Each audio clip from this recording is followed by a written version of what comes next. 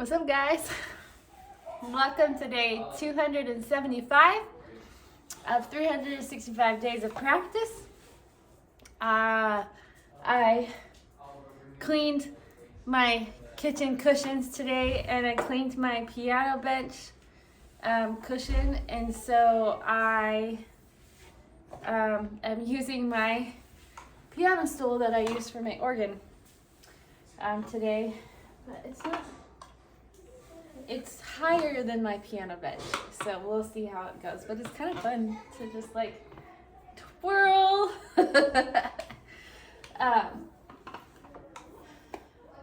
Today was the first day of general conference. I'm in between sessions, in between the second and third session. My house is clean and pretty much ready to go for people to come over for cinnamon rolls tomorrow.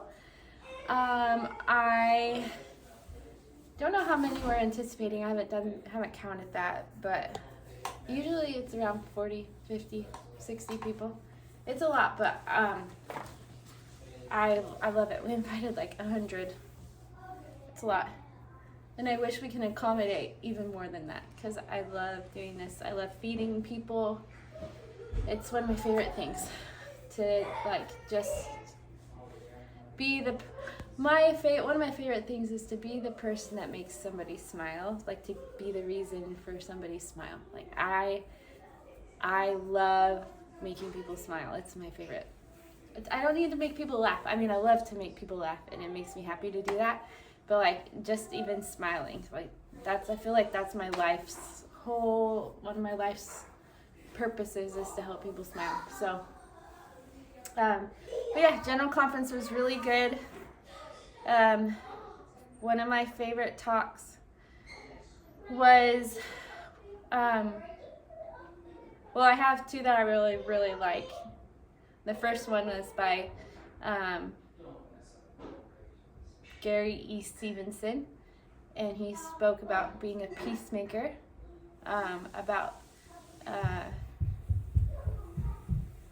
blessed are the peacemakers. I don't know, is that what it says for it? I mean, from the Sermon on the Mount. But one thing that he said that I liked is that peacemaking is not a weakness. Isn't that what he said?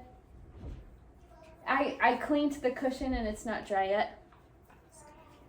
You're good. Didn't Elder Stevenson say that peacemaking is not a weakness? That he did, I wrote that down. Yeah. So, I've been thinking a lot about peacemaking ever since the prophet, President Nelson, put out his Time magazine article about being a peacemaker and treating people with dignity and love. And treating people with dignity and love is the best way to be a peacemaker, and treating them that way it's not showing weakness. It's showing that you're human and that you want other people to feel human and loved. So, and then the other one that I really liked that really stuck out to me was Elder Kevin. Oh, what was his last name? Brown? The one about the testimony? Yes, I believe so. Kevin Brown. Don't put your food on that. I just cleaned it. Kevin Brown. I don't remember his middle initial, but he talked about testimony and how having a testimony is a gift that is worth keeping, and that it's also we've been given agency, and we should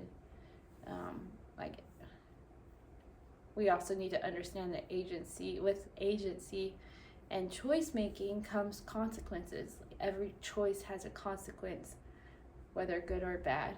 And so you can choose to feed your testimony and to help it grow and water it and do whatever to help it grow, or you can choose to not do that work, and then it fades away.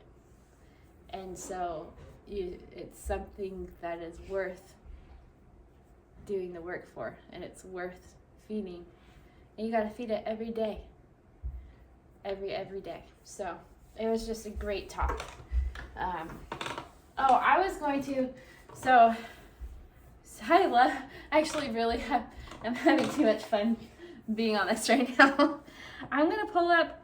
I mentioned the 1% talk yesterday, and I said that like if you're 1% better, then you'll be 30% better by the end of the year, whatever. I missed somebody. Somebody was like, your math is wrong in the comments, and said that you'll be a lot a lot better in a year, like way more better than 30%, 37% if you do like if you become 1% better each day. So I'm gonna pull it up, and I'm going to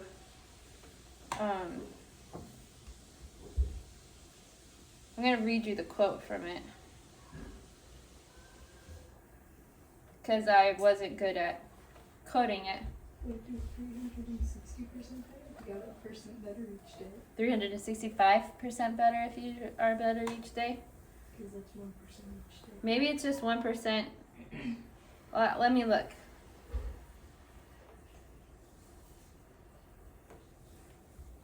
Oh, okay. So he quoted an author named James Clear that said, he said, well, acclaimed author James Clear says this strategy puts the math squarely in our favor. Well, hold on. Let me read the strategy.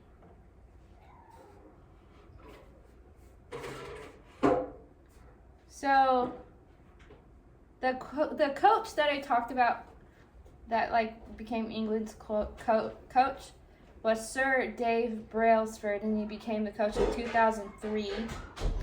And he committed to a strategy he referred to as the aggregation of marginal gains. This entailed implementing small improvements in everything. That meant constantly measuring key statistics and targeting specific weaknesses. His approach aligns well with that of the Lord, who taught us the criticalness of the 1%, even at the expense of the 99%. Of course, he was teaching the gospel imperative to seek out individuals in need, but what if we applied that same principle to the very sweet and savory second principle of the gospel, repentance? Rather than being stymied by the turn and dramatic swings between sin and repentance, what if our approach was to narrow our focus even as we broadened it? Instead of trying to perfect everything, what if we tackled just one thing?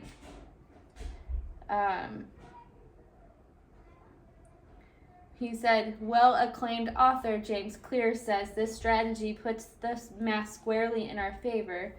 He maintains that habits are the compound interest of self-improvement.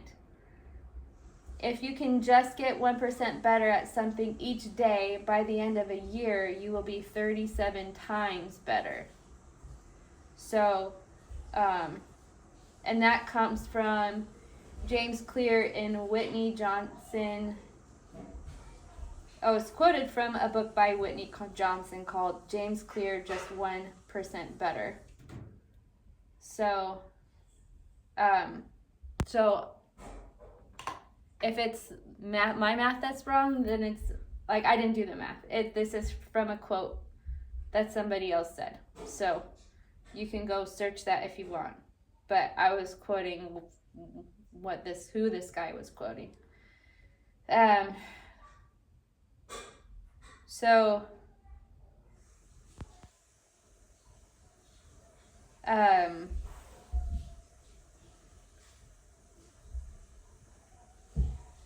He said, will little adjustments work that mighty change that you desire? Properly implemented, I'm 99% certain they will. But the one caveat with this approach is that for small gains to aggregate, there must be consistent day in, day out effort.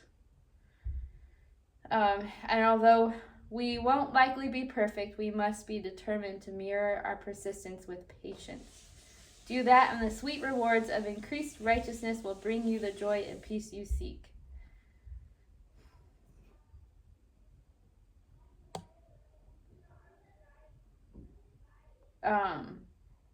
And let's see.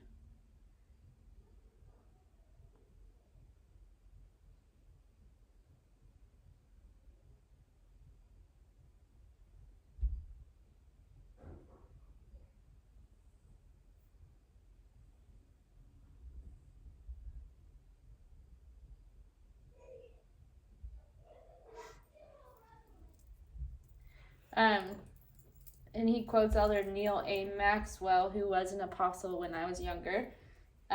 Each assertion of a righteous desire, each act of service, and each act of worship, however small and incremental, adds to our spiritual momentum.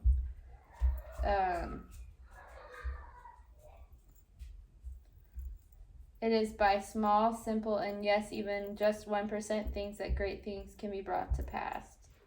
So that's the talk that I mentioned yesterday in the quote where I got the 37 times better in a year. So it wasn't 30% better. It was, I think I misquoted it there. It's 37 times better. But I don't know how that math was arrived at. So, got a crick in my elbow. But this talk was by Elder Michael A. Dunn, and I did not share it yesterday in my post, so I will make sure and do that. I thought I had more time, but I was talking too much, so I'm going to. Somebody asked me also whether sight reading, getting better at sight reading is my goal, or getting better at songs is my goal. Both. I'm working on The Dying Poet, but I'm also because sight reading is a good skill of mine, I want to hone it, and so I'm working on it. And then, which is why I'm kind of doing it every day. And then the other, practicing The Dying Poet is what I'm working on, and hopefully we'll be able to post a video where it's all complete.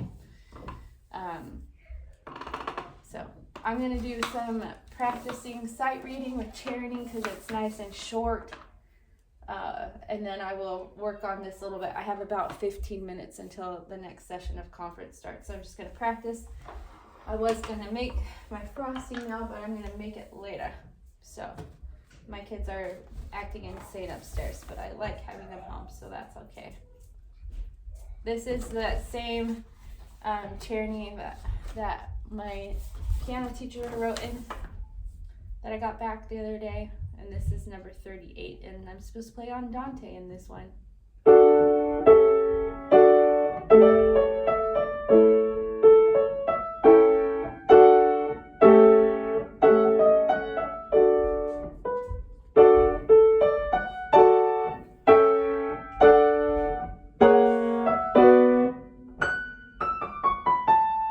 No, whoops, that was wrong.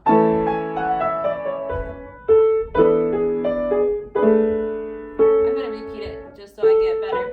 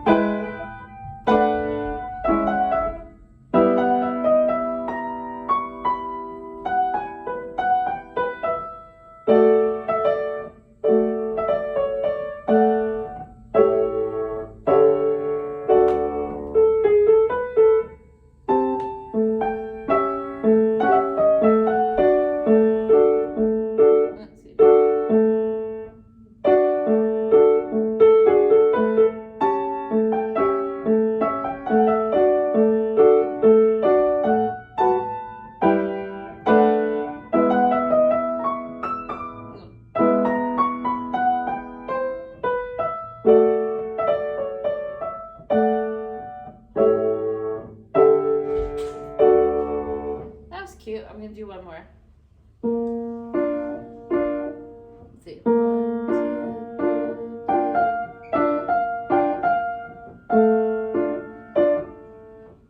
Yeah.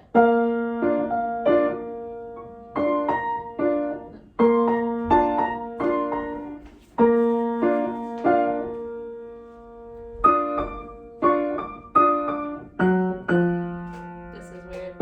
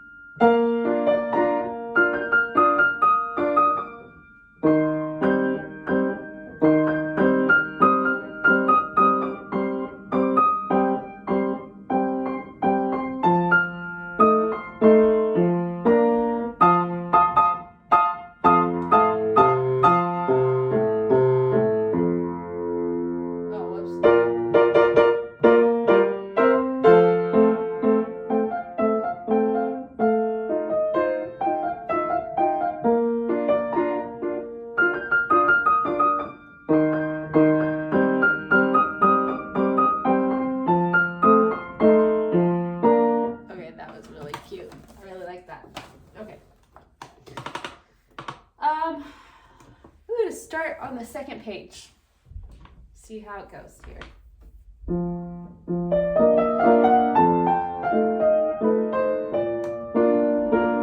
Oh, try that again.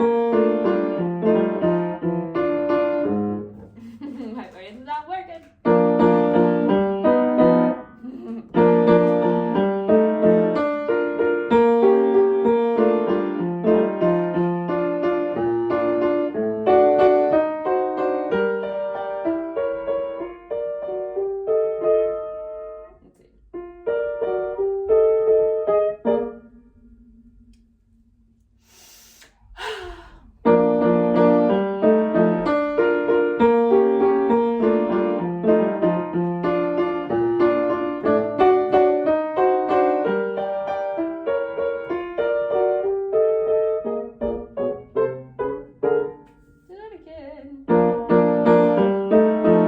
let's see.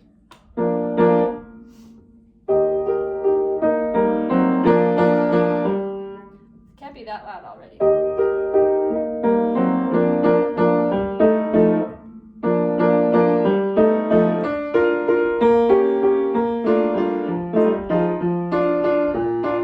Like that. Let's see.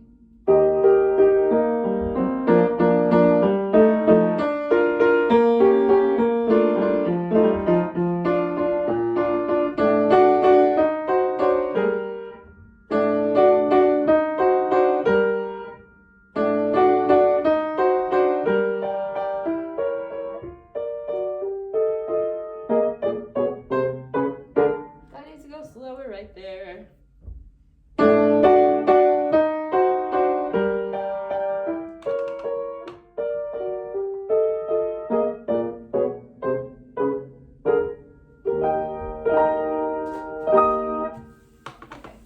Someone did ask me or suggest to me that I should do hands separately.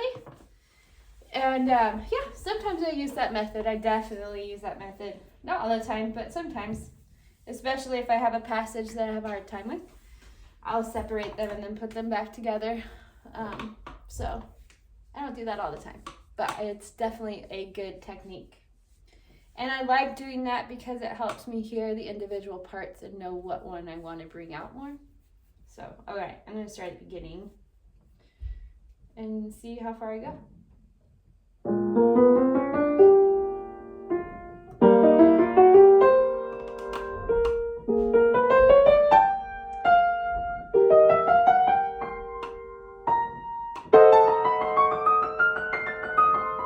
Okay, hold on. I'm going to do that again because I wasn't. That's all.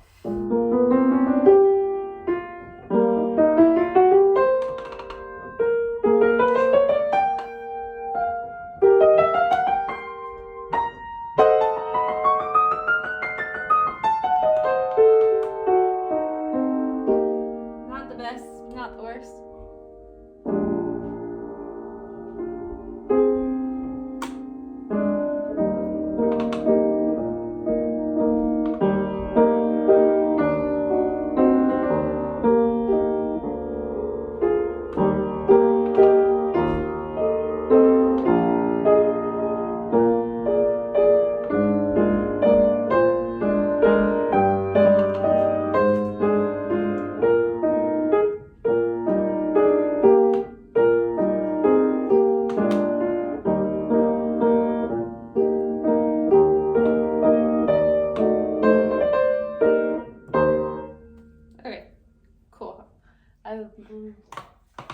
Are you laughing at me or your phone? My mom. Okay. Yeah, it's pretty cool that one of my teenagers, I have two, but one of them is like choosing to hang out with me while I play the piano. Like, that's a big deal. Not all teenagers do that. Me like it. I like it. I like that she likes to be around me. Okay. Just don't take that as a like don't interpret that as like, oh, I gotta go because mom likes this too much or something. I feel like some teenagers would do the opposite of what you want. She's not really like that though.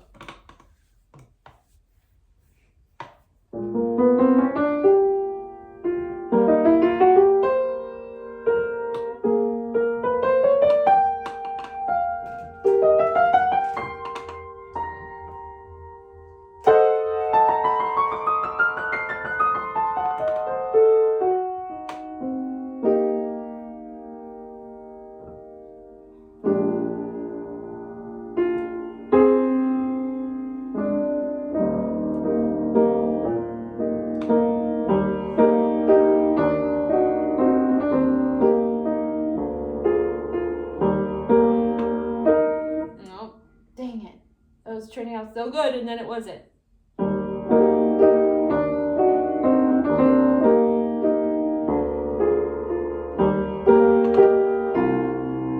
My brain is stopping. My brain is not working.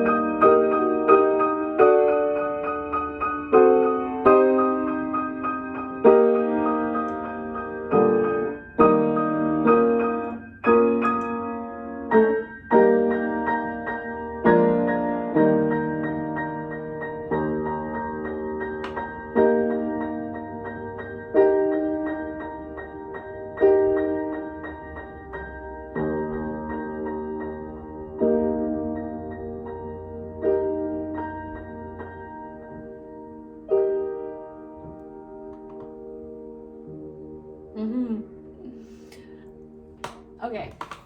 I have so much work to do with that song, and I wish I had more time to do it now, but I don't, because the last session for Saturday for General Conference has started. I'm 5 minutes late, and my kids are wondering why the heck I'm not up there watching it with them. So I think hopefully I haven't missed any talks, and I've just missed the music part of it, which is sad to miss. So I'm gonna go and watch the last session of General Conference.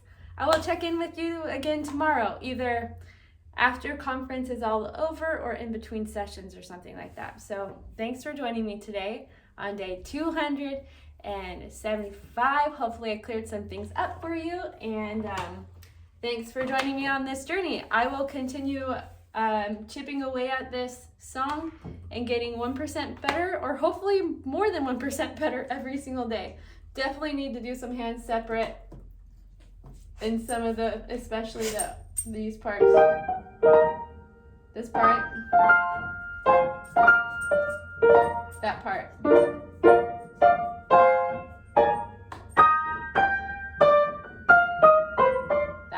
That part is the part I need. So anyways, thanks for joining me, guys. Y'all are amazing. And thanks for the comments and for the, oh, I forgot. No, did I talk about this yesterday? Somebody commented about, asked me a question. They said, what would Jesus say if he is alive? I believe with all of my heart, this is my answer. What would Jesus say if he were alive today? So this is my answer. I believe with every fervor, like every part of my heart and soul and being, that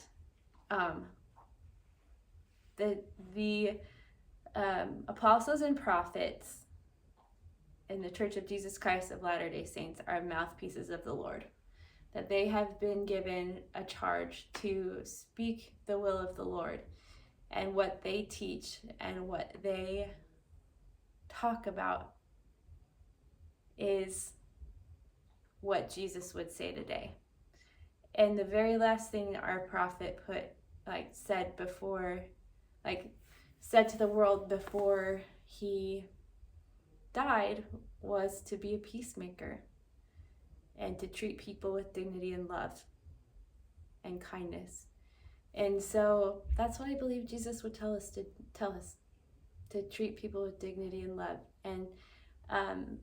And then the talks in General Conference by our apostles are also, I think, what he would say. So I would challenge you, if you're wondering what Jesus would say, I would challenge you to watch General Conference with me, but at your home, everyone at their home, but watching it with me this weekend. So let me know in the comments if you are watching it. That would be awesome. All right, I really gotta go. Bye.